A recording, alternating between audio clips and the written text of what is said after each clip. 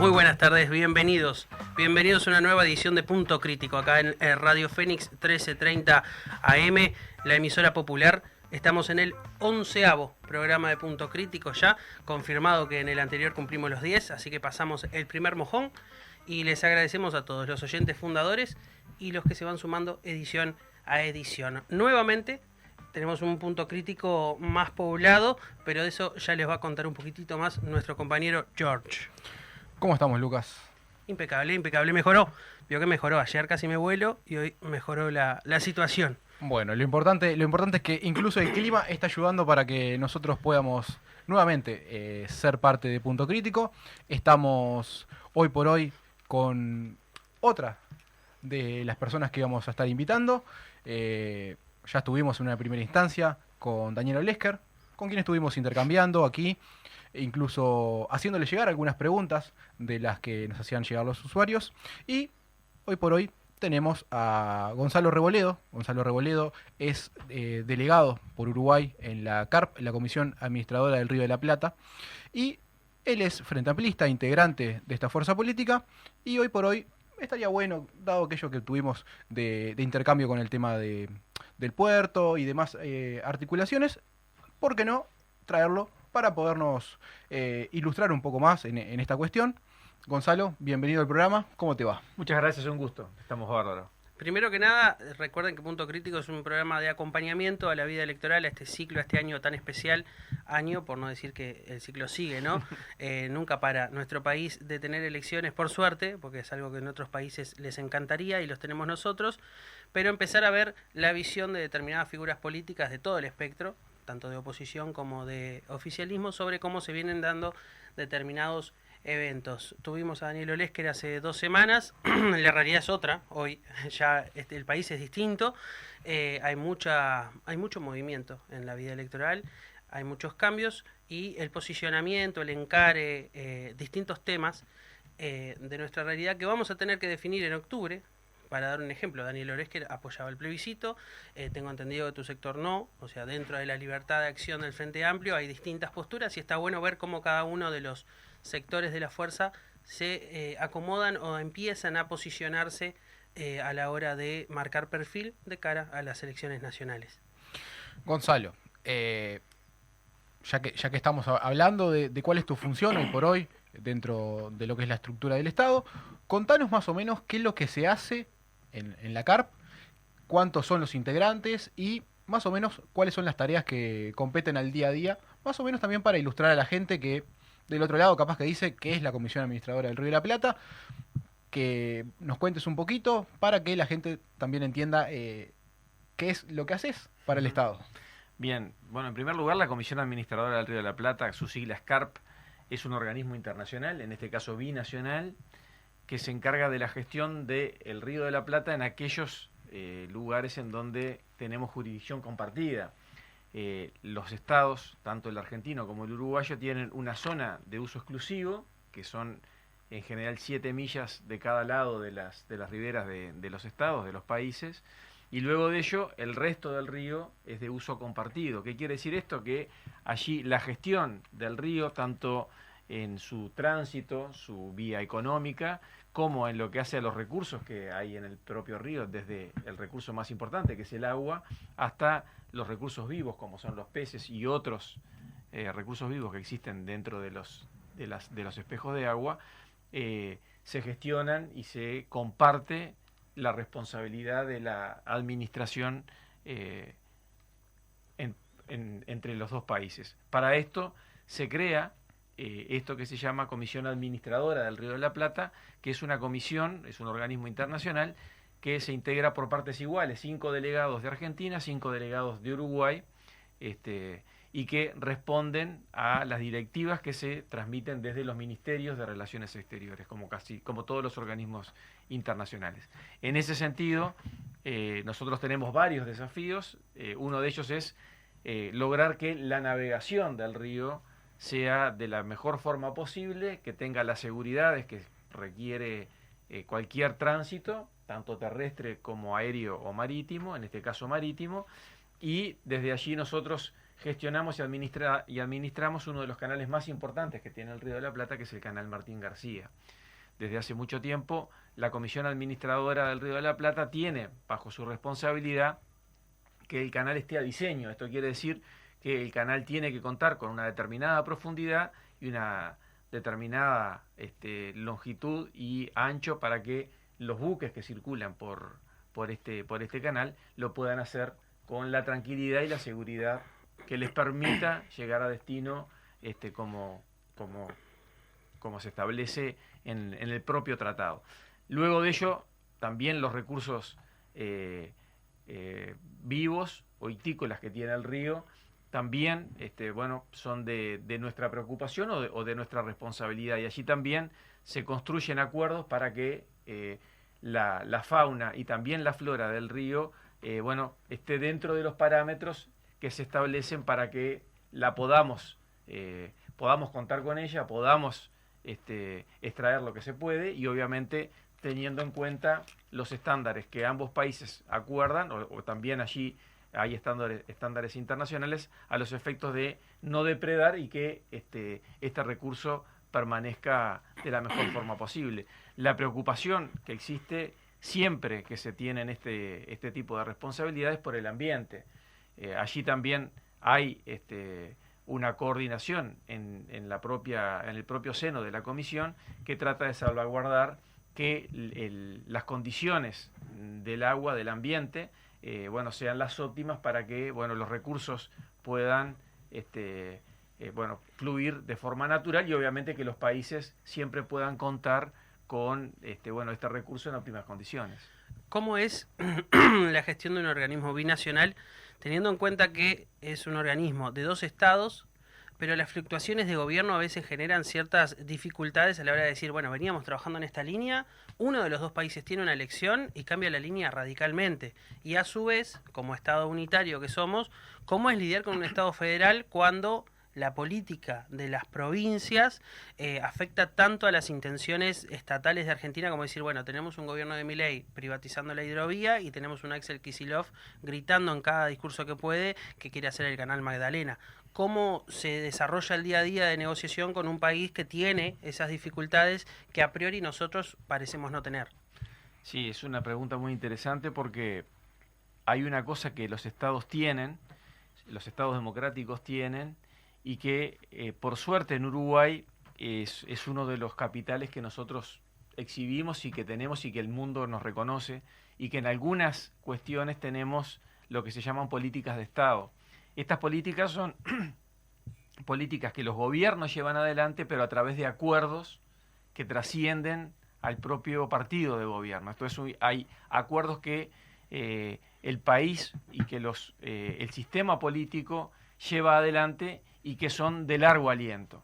En la política exterior hay algunas líneas de trabajo que trascienden a los periodos de gobierno, y estas son políticas de Estado. En este caso, lo que tiene que ver con la Comisión Administradora del Río de la Plata, en Uruguay se ha mantenido una política que ha trascendido diferentes gobiernos, diferentes tipos de partidos en el gobierno, y que se ha logrado gracias a acuerdos que se construyen, obviamente, desde el Ministerio de Relaciones Exteriores, pero también en el propio seno de la propia Comisión Administradora. De hecho, yo soy integrante de la oposición, soy un miembro de la oposición en la Comisión Administradora del Río de la Plata, en la que hay 4 que pertenecen a la coalición de gobierno, y estamos nosotros como Frente Amplio participando de esto. ¿Qué le da esto a la Comisión Administradora? La tranquilidad de que la oposición está en la construcción de esa política para que la misma no tenga las peripecias que tú describías. Viene un gobierno con una política totalmente distinta o radicalmente opuesta a la que se llevaba adelante, y hay que arrancar de cero. Y cada 5 años los estados no pueden arrancar de cero con todas las políticas que se llevan adelante. Esta es necesariamente una de esas situaciones en las que los estados deben construir acuerdos que trasciendan al gobierno de turno. En Uruguay, por suerte, esto lo tenemos. En Argentina es un poco más variable y además tiene la particularidad que vos decías, sobre todo en lo que tiene que ver con la gestión de las riberas de los ríos. En Argentina hay una autonomía que tienen los estados, o mejor dicho, las provincias, que a veces dificulta un acuerdo más federal. Y allí nosotros tenemos dificultades, sobre todo lo que tiene que ver con la gestión de especies ictícolas que migran y que atraviesan el río, y que, bueno, hay que llevar adelante controles que vienen muchos del río Uruguay, algunos vienen del Paraná, pero muchos vienen del río Uruguay, pasan por el río de la Plata y algunos, como la Corvina, terminan en el océano.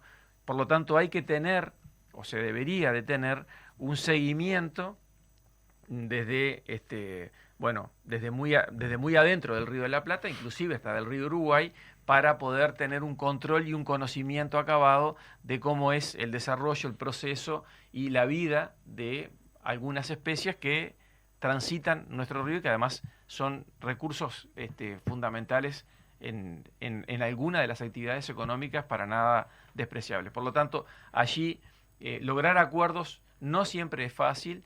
A veces estamos sometidos a los vaivenes que tienen los ciclos electorales, sobre todo el argentino, porque insisto, en Uruguay tenemos esta salvaguarda que, más allá de diferencias que podemos tener de un gobierno a otro, hay algunas políticas que nos trascienden y que hasta ahora hemos respetado y que tratamos de construir conjuntamente. Creo que este gobierno inauguró un estilo de construcción de este tipo de cosas que nos retrasó un poco. Hasta ahora los gobiernos habían tenido integraciones multipartidarias en este tipo de organismos. En este gobierno, desgraciadamente, en la Comisión Técnico Mixta de Salto Grande y en la CARU, en la Comisión Administradora del Río Uruguay, el Frente Amplio no estuvo presente. Quizás sea la casualidad, o quizás sea por eso, esto no lo podemos demostrar, pero allí, en estas dos comisiones, han habido señales de gestión y administración bastante desprolija. Y esto ha ocasionado que el Parlamento y que la sociedad en general y el sistema político haya estado atenta a lo que pasaba, porque se demostró que allí la gestión no estuvo para nada acorde con lo que se venía haciendo y con lo que se espera de organismos de este tipo. Por lo tanto, creo que una de las fortalezas que tiene, primero, nuestro gobierno o nuestro Estado, y luego estas comisiones, es que la propia integración, el legislador, cuando pensó en cómo integrar estas comisiones, pensó que hubieran en las mismas representación del gobierno y de la oposición, justamente para poder tener equilibrio y para poder trascender los diferentes gobiernos.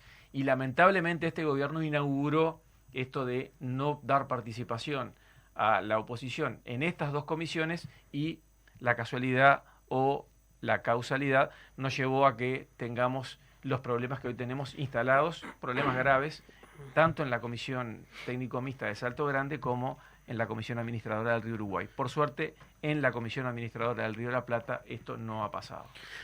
Gonzalo, te hago una consulta. Vos lo nombrabas al pasar. ¿Cómo impactan ustedes, que son nuestros representantes, ¿no?, prácticamente fuera de fronteras, en estas comisiones, los hechos de corrupción? Vos lo nombrabas más o menos por arriba, pero esto, por ejemplo, se puso sobre la mesa con lo que pasó en Salto Grande. ¿Cómo interpretan ustedes, y ya desde tu rol... Con lo que está pasando en Salto Grande, exacto, no dejó de pasar. Y ya desde tu rol como Frente Amplista, de cómo es la postura que el gobierno ha tomado, ¿cuál sería la postura que debería tomar el Frente Amplio en caso de ser gobierno en el próximo periodo electoral?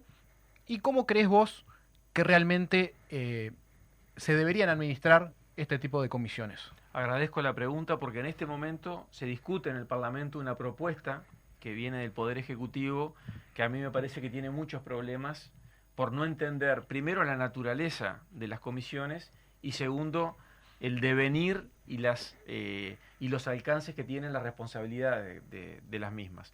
Primero, creo que se comete un error al pensar que todas las comisiones son parecidas o tienen los mismos desafíos y los mismos objetivos.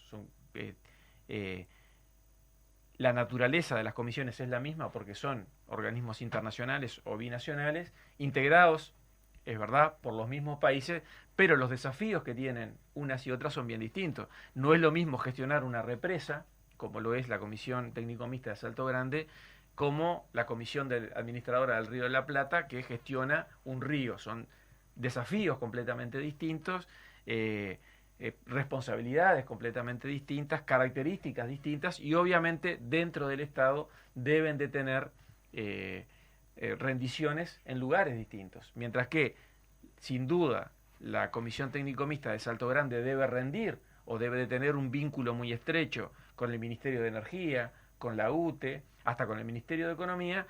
La Comisión Administradora del Río de la Plata, por la naturaleza de lo que gestiona, debe de tener otro tipo de vínculos. Sin duda el Ministerio de Ambiente, sin duda el Ministerio de Relaciones Exteriores, y bueno, y la Administración Nacional de Puertos a través del Ministerio de Transporte. Son realidades completamente distintas. Pero tu pregunta era qué debería o qué errores se deberían evitar, por lo menos así lo interpreto yo, o cuáles serían las decisiones que habría que tomar para avanzar en mejorar estas gestiones. Para mí la primera es dar satisfacción a la constitución de estas comisiones, que deben de tener una concurrencia en la que la oposición esté presente. Yo estoy absolutamente convencido, creo que estos últimos años demuestran que se fue muy inteligente cuando se pensó que debería estar presente la oposición, y bueno, la primera cosa que me parece que el Frente Amplio debiera hacer en caso de ganar las elecciones, que ojalá así sea, sería volver a este tipo de integración. En primer lugar, tener una integración en la que la oposición pueda tener voz, en la que la oposición pueda tener la posibilidad de controlar la gestión que se lleva adelante, y después, luego de ello, yo creo que tiene que haber comisiones en las que haya una mixtura entre lo técnico y lo político. No estoy de acuerdo con que las comisiones deben de ser completamente técnicas. La mayor parte de las decisiones que se toman en el seno de estas comisiones son políticas.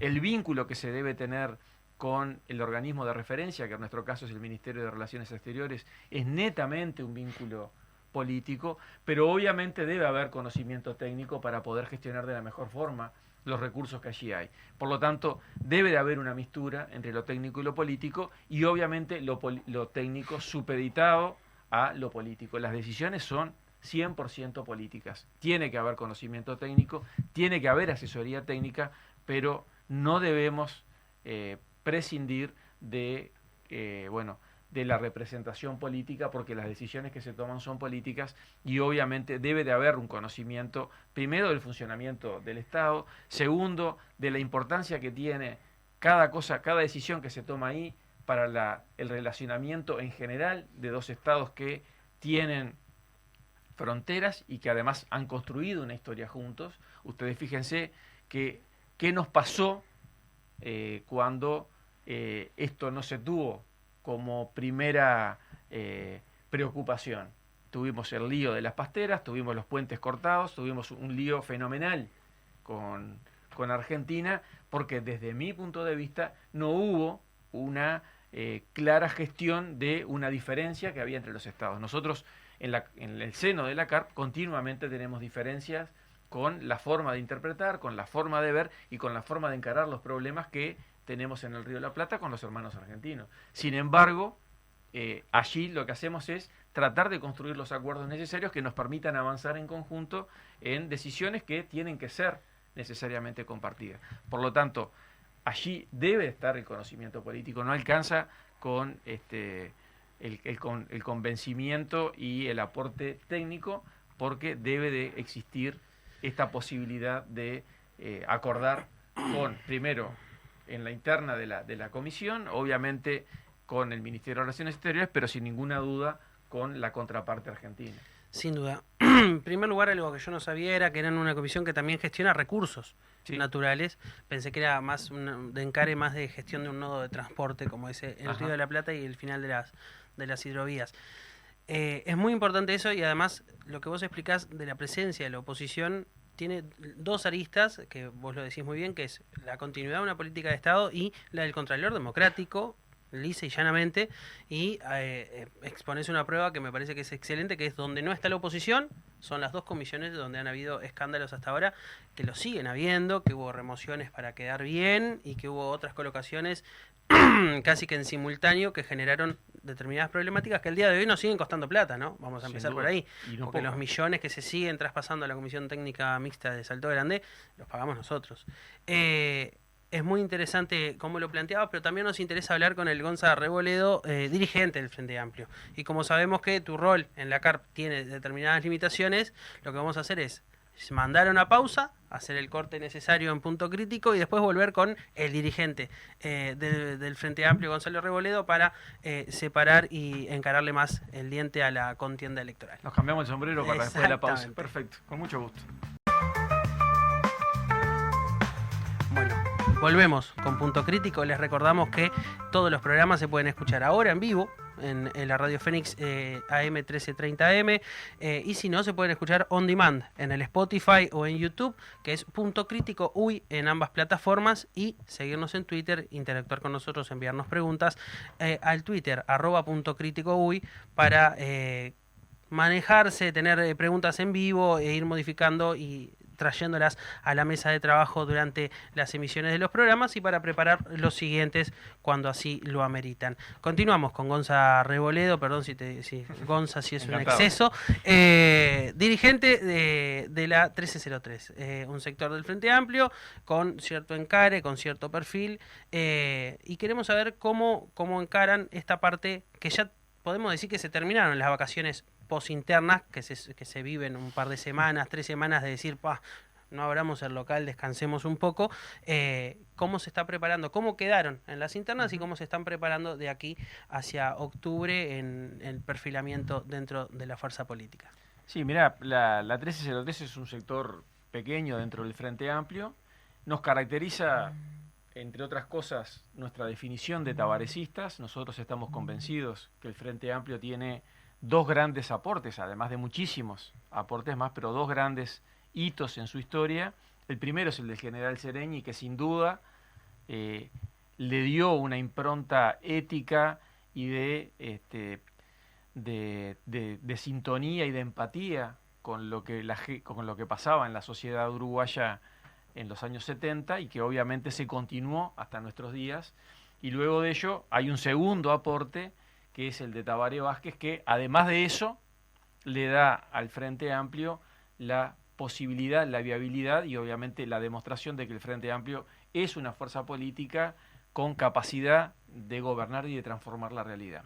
Por lo tanto, allí hay dos grandes vertientes dentro del Frente Amplio. Nosotros, obviamente, que nos sentimos muy identificados y representados con el general Sereñi, y también, y yo iría un paso más con el compañero Tabaré Vázquez, porque su forma de entender la política, su forma de resumir y de hacer síntesis pragmática entre lo que se piensa y lo que se hace, nos parece que es la mejor forma de poner al servicio de la sociedad un conjunto de ideas que en general llamamos ideología. Por lo tanto, nosotros nos definimos como tabarecistas, creemos que el tabarecismo le dio al Frente Amplio, pero por sobre todas las cosas le dio al país una forma de entender la gestión política que hasta el día de hoy muchos valoramos. Ustedes no se acuerdan porque son muy jovencitos, muchos de los que Jorge nos están no tanto, escuchando capaz que tampoco, pero en nuestro país acceder a puestos, a lugares de trabajo en el Estado, era normal y moneda corriente hacerlo a través de una recomendación, de una tarjeta de un político, cosas que hasta el día de hoy, lamentablemente, en algunos puntos del país se siguen manteniendo y que han provocado el horror y el escándalo. Esto que pasó en Artigas y que pasa en muchos departamentos, dicho por la propia Valeria Ripoll, la candidata a vicepresidenta del Partido Nacional, hoy nos horroriza, pero esto era la gestión política cotidiana hasta que en el año 90 el doctor Tabaré Vázquez asume como intendente en la Intendencia de Montevideo y lleva adelante algo que se decía y que estaba dentro de la plataforma del Frente Amplio y que todo el sistema político decía que era demagogia, que eso no se iba a poder llevar a cabo. Bueno,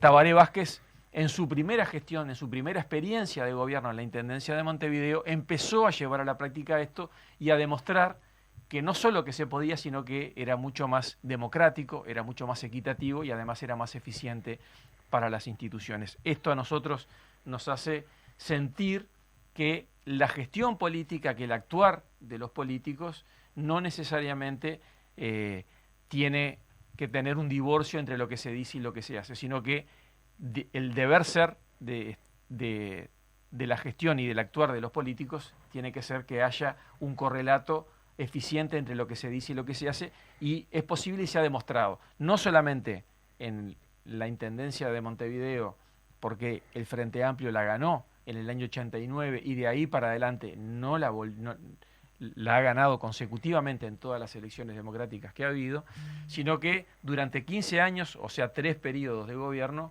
el Frente Amplio gestionó este país llevando esto como un paradigma. Y por lo tanto, hoy la sociedad uruguaya ve esto como un capital que tenemos el sistema político uruguayo.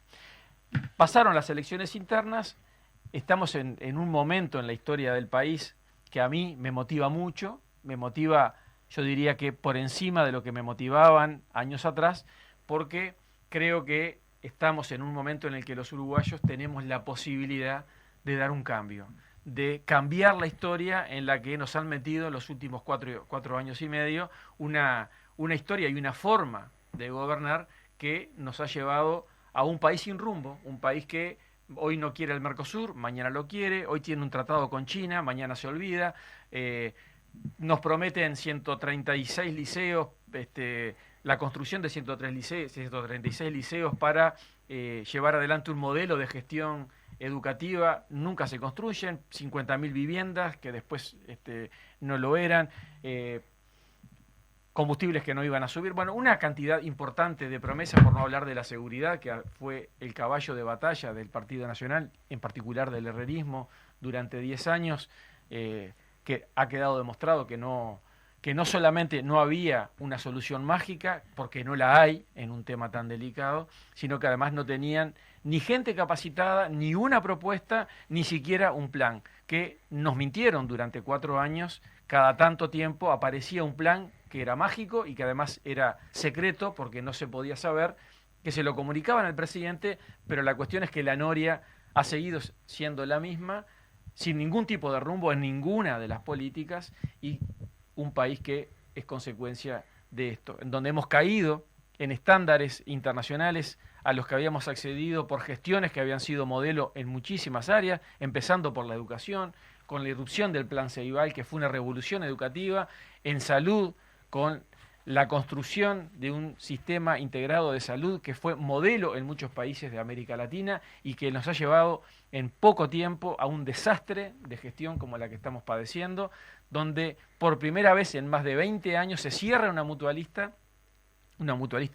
que había sido señera y que había sido importante en una parte importante de la historia de nuestro país, y ahora estamos viendo que se está gestionando el cierre de una segunda mutualista histórica también en nuestro país, y que casualmente, por lo menos la primera, favoreció casi que en su totalidad a otra mutualista de la cual era competencia. Por lo tanto, estamos en un momento en el que los uruguayos podemos decir basta de esto, necesitamos un cambio, necesitamos un país con rumbo, necesitamos ubicar al Uruguay primero en el contexto internacional, en un mundo que es absolutamente dinámico, en un mundo que no espera a los rezagados y que el que se queda afuera pierde. Y creo que Uruguay ha dado señales por demás elocuentes de no entender, con este gobierno, de no entender hacia dónde va el mundo y en ese destino cuál es la ubicación o la mejor ubicación para nuestro país.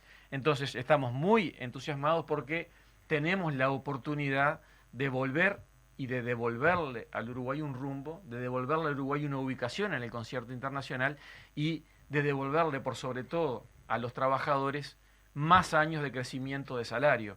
Durante los 15 años de gobierno del Frente Amplio, todos los meses consecutivamente los salarios de los trabajadores crecieron independientemente de la suerte de la economía. En los 4 años y medio que llevamos de gobierno ha habido periodos de crecimiento de la economía como el que estamos atravesando en este momento, mientras que el salario de los trabajadores no ha parado de caer. Por lo tanto, allí hay una motivación, hay una esperanza, porque no es una promesa como lo fue en el primer gobierno de Tabaré, que era una incógnita. Aquel paradigma con el que crecimos y que nos habían convencido de que había que primero dejar crecer la torta para después repartirla, y el Frente Amplio decía una y otra vez, desde sus economistas, pero también desde sus cuadros dirigentes políticos, que no era necesario esperar una cosa para que pasara la otra, que se podían hacer en simultáneo. El Frente Amplio en 15 años de gobierno demostró que la torta se puede repartir en simultáneo con el crecimiento. Ahora llevamos 4 años de crecimiento de torta, de repartir ese crecimiento entre poquitas familias, mientras que la gran mayoría de los uruguayos la miramos con la ñata contra el vidrio. Por lo tanto, estoy muy motivado, hay una cantidad importante de uruguayos que están necesitando ese cambio. Nuestro sector, la 1303, con esta sensibilidad tabarecista, está tratando de hacer su aporte, su grano de arena a esta empresa, que es la de ganar las elecciones. Creo que tenemos la mejor fórmula, una fórmula que se complementa, una fórmula que goza del respaldo de la unanimidad de los frente amplistas. Tuvimos un candidato a presidente con, primero, la primera vez que el Frente Amplio en una elección interna tiene la cantidad de votos que tiene, pero además que es la primera fuerza, y los 2 candidatos más votados integran la fórmula, una fórmula paritaria, una fórmula que tiene a compañeros con trayectorias en la gestión, trayectorias profesionales, trayectorias parlamentarias, que le da una solidez y un conocimiento de la realidad y del país que nos da tranquilidad. En política es muy importante la predecibilidad, saber hacia dónde nos dirigimos, saber que lo que nos están diciendo es lo que se va a realizar.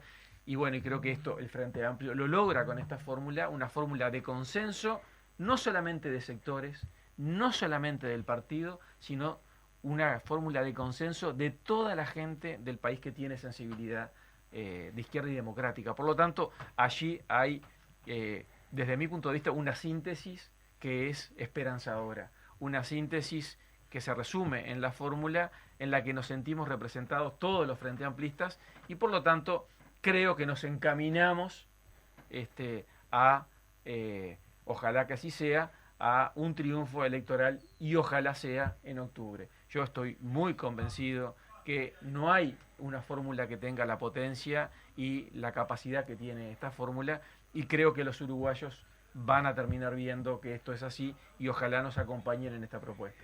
Gonzalo, en caso de que el Frente Amplio llegue al gobierno, ¿cómo crees vos que va a recibir el gobierno el 1 de marzo del 2025? ¿Y cuáles podrían ser los aportes que desde la 1303 o desde tu persona podría hacer el sector para un futuro gabinete o una futura integración del equipo de gobierno? ¿Cuáles serían las propuestas que ustedes como tabarecistas les gustaría volver a rescatar, o por qué no, a hacer una nueva proposición desde este rol? Bueno, sí, en primer lugar, yo creo que la integración y el armado del gobierno le corresponde al presidente y obviamente el equipo que él constituya una vez que esto acontezca. Segundo, nosotros somos un sector con vocación de servicio, y en realidad no estamos pensando en cuál será el lugar desde el que hagamos nuestro aporte. Eso lo definirá en su momento el presidente de la República. Sí identifico áreas en las que hay grandes luces rojas prendidas y que me parece que deben ser prioridad para este gobierno. Lo fue cuando ganamos por primera vez en el año 2004, que se creó el Ministerio de Desarrollo Social, y que allí, desde el Ministerio de Desarrollo Social, se creó una herramienta que se llamó el Plan de Emergencia, porque en ese momento la pobreza campeaba, la gente en situación de calle era realmente escandaloso, porque hoy vemos mucha gente en situación de calle, y lamentablemente y paulatinamente nos vamos anestesiando, pero hace 5 años atrás no había esta cantidad de gente que tenemos hoy en las calles. Y Lamentablemente este fenómeno no es un fenómeno solamente capitalino como lo fue en el pasado. Hoy encontramos gente en situación de calle en el interior del país también, cosa que nos llena de preocupación. Ahí hay una primera emergencia que me parece que hay que atender. Hay una segunda emergencia que está vinculada a esto y tiene que ver con la violencia que tenemos en la sociedad, que provoca inseguridad y que provoca situaciones y estados de ánimo en la gente que no son constructivos, que no son los mejores aportes que desde ahí se puede hacer a una sociedad sana y una sociedad que necesita evolucionar y crecer. Y por lo tanto, allí también hay un desafío importante.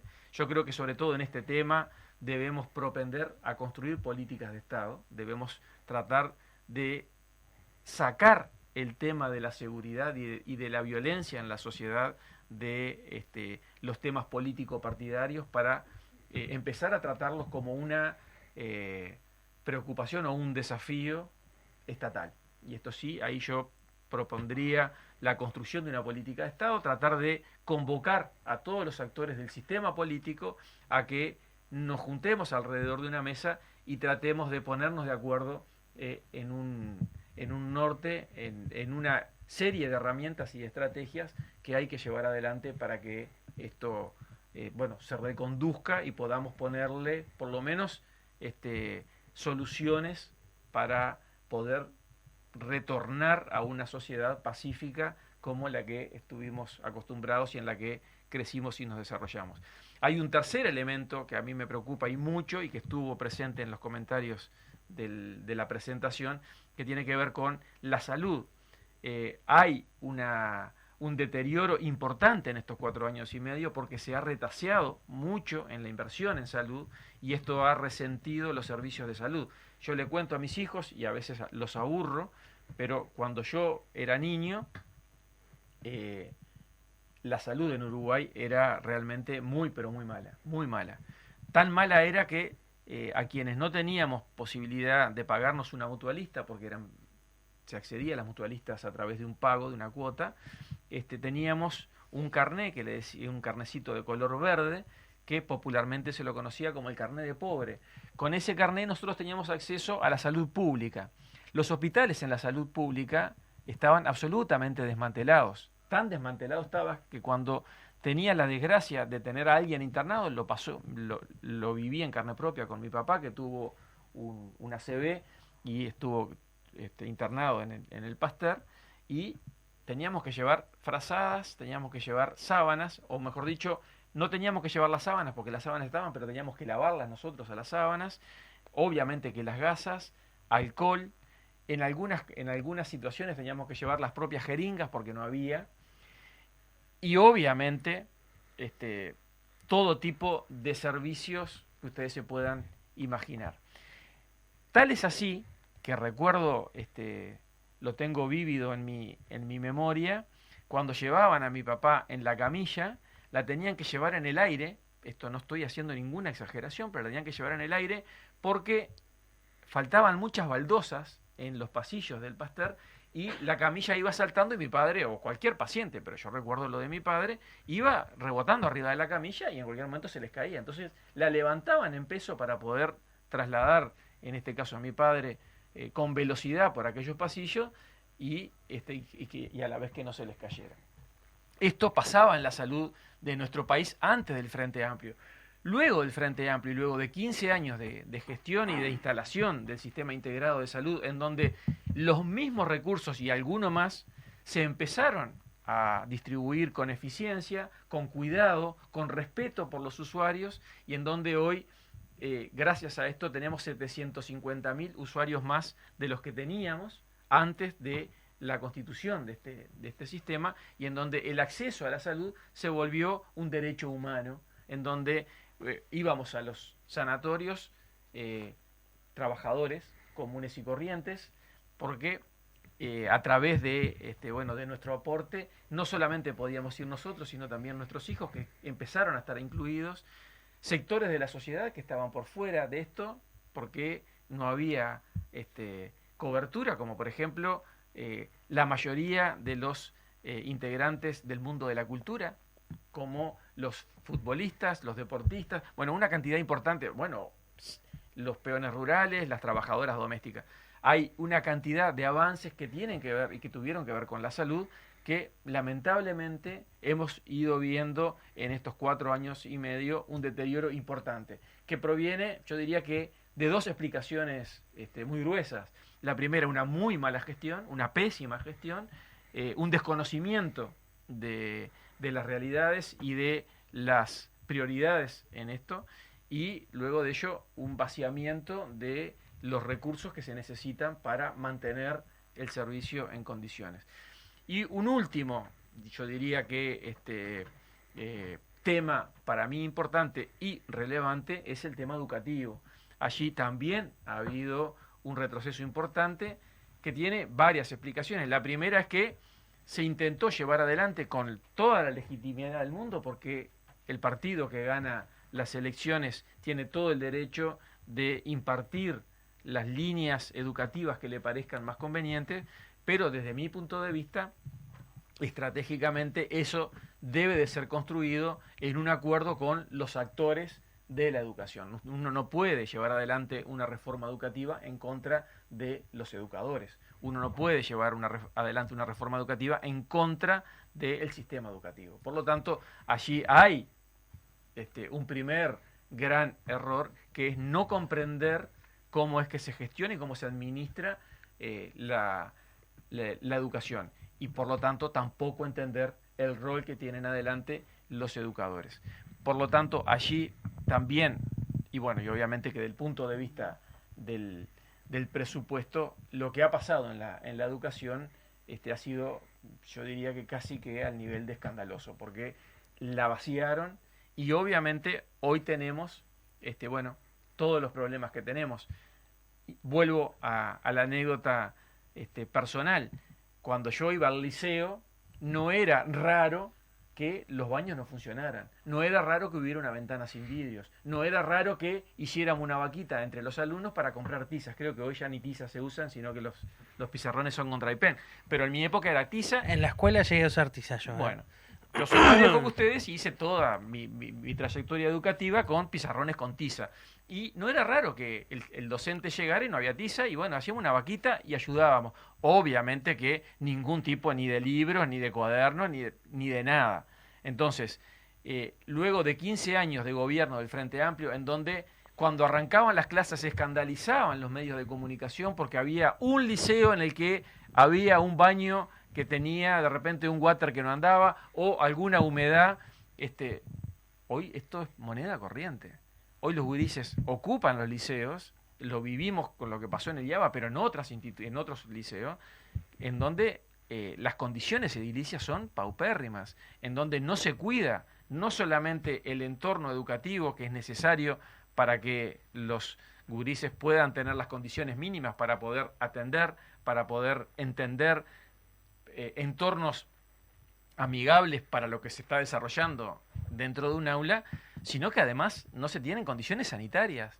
Hay liceos que tienen ningún baño funcionando. Esto no lo estoy payando. Esto ha pasado, y no es que haya pasado en los últimos 6 meses, ha pasado sistemáticamente porque ha habido un retroceso del Estado, ha habido una falta de preocupación para que las cosas funcionen, y ha habido una ausencia de una gestión que esté preocupada en las cosas que tiene que preocuparse. Yendo más a lo electoral y a lo contemporáneo en cuanto a la coyuntura, hoy en día las encuestas dan favorable, dan un crecimiento del Frente Amplio como en intención de voto, y dan ciertos derrumbes en todos los partidos de la coalición. No hay ningún partido de la coalición que hoy en día se sienta en una mejor posición de la que venía.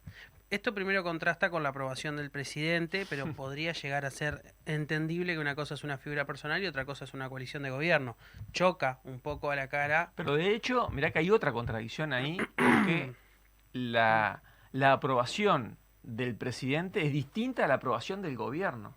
O sea que la figura del presidente está por encima, primero, del gobierno, y también está por encima de la sumatoria de los partidos que lo apoyaron. Hay muchos desenganches que podrían ser volteretas mediáticas o podrían ser realidad. Uno no lo sabe, no estoy formado en el tema, pero ¿cómo encara el Frente Amplio esta posición que se podría decir que es casi de una orden de estar agazapados, porque estamos ante una coalición que todas las semanas tiene algún problema mediático y una oposición que también está al punto, digamos, del riesgo del inmovilismo, porque es tanta la expectativa por los problemas que están teniendo que se puede terminar cayendo en, bueno, están faltando propuestas, está faltando salir, está faltando mostrarse, en esa lógica de dejarlos equivocarse.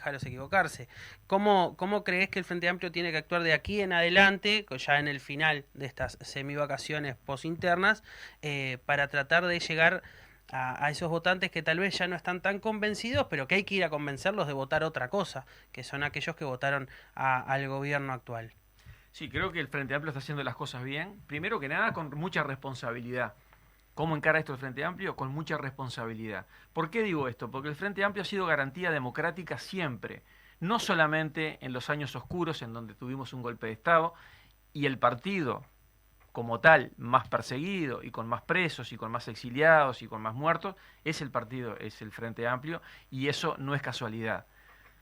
En el 2002, cuando en este país hubo una crisis, que fue una crisis producto de coletazos de crisis que hubo primero en Brasil y después en Argentina, y hubo estallidos sociales tanto en Brasil como en Argentina, por la misma crisis. En Uruguay no hubo estallidos porque hubo un partido de oposición que jugó a la responsabilidad, que jugó a defender al gobierno y a defender las instituciones y la paz en la sociedad.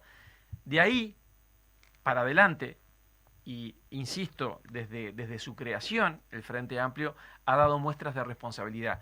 ¿Cuál es la muestra de responsabilidad en este punto?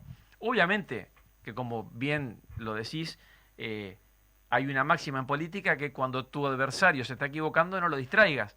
Pero el Frente Amplio no solo que no está en esa máxima, sino que además es el único partido que construye un programa de gobierno único antes de las elecciones, antes de saber quién iba a ser el candidato, y ese programa es la síntesis de el pensamiento y del trabajo de más de 2.000 Frente Amplistas que lo hicieron durante más de un año. El Frente Amplio apuesta a la propuesta, el Frente Amplio apuesta a la construcción de una sociedad distinta y superadora del punto en el que nos encontramos. El Frente Amplio sale con sus dos candidatos a la presidencia y vice con un programa que lo construimos todos los Frente Amplistas y que es garantía de construcción democrática, que es garantía de participación en donde trabajamos compañeros que vienen de la militancia política, como es mi caso, pero compañeros que vienen del saber técnico, compañeros que vienen del saber de la gestión, compañeros que vienen de diferentes conocimientos y de diferentes manejos de realidades. Por lo tanto, allí está la síntesis.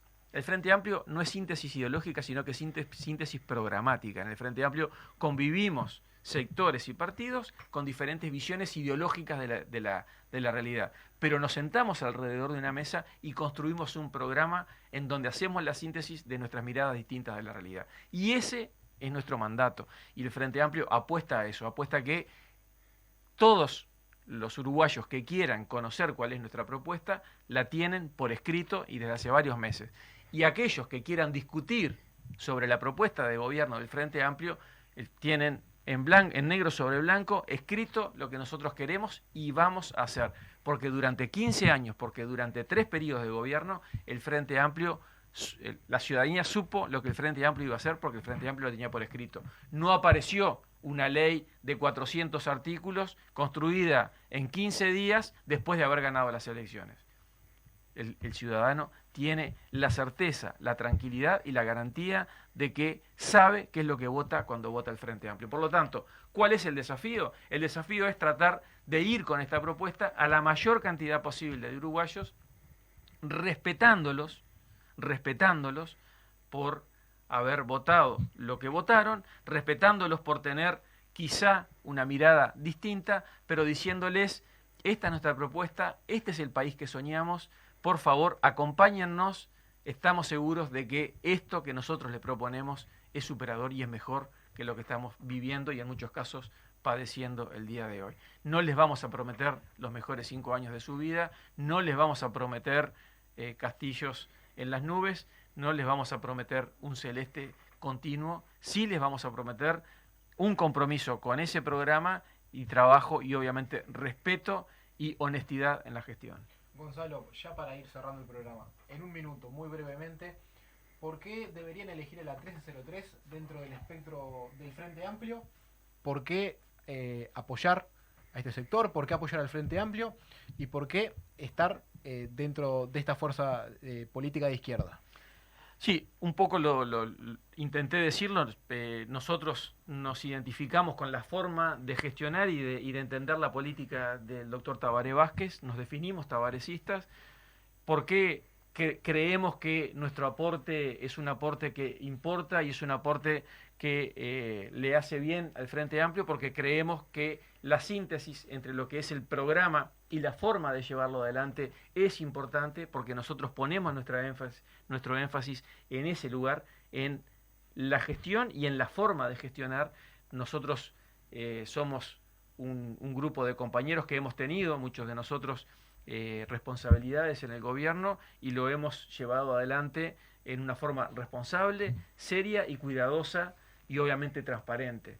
Por lo tanto, creemos que nuestro sector tiene un rol a jugar dentro del Frente Amplio, porque la forma de entender el devenir político tiene este aporte, y porque en caso de que ganemos el gobierno tenemos también nuestro aporte y nuestra forma de entender la gestión en el mismo. Por lo tanto, invitamos a todos aquellos que nos quieran acompañar, a acompañarnos. Nosotros tenemos una sede modesta, pero una sede que es nuestro punto de encuentro y de referencia, que está allí en Avenida El Libertador y La Paz, casi me delata la edad, en Avenida El Libertador y La Paz.